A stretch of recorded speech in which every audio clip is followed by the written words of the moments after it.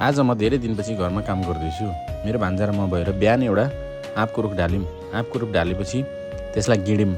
यसरी गिड्दै थियौँ, गिड्दै गिड्दै आरा चेपिएको गऱ्यो। अनि अर्कोतिर सारेर फेरि गिड्न थालेको, त्यहाँ पनि चेपियो। आरा चेपिँदा गएर हैरान भयो। अनि मैले गरेँ इँटा ल्याएर मुनि राखेँ।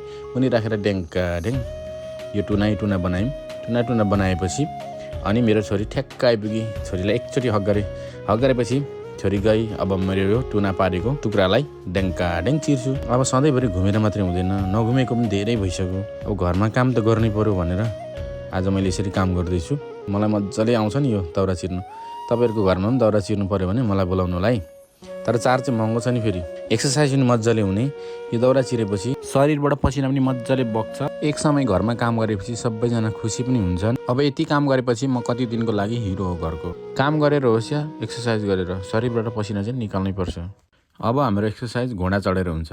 अब म भोलि या पर्सिदेखि कमलपारी जान्छु अनि घोडा चढेको भिडियो ल्याउँछु। यहाँहरूलाई मेरो भिडियो कस्तो लाग्छ कृपया कमेन्ट गरिदिनु होला।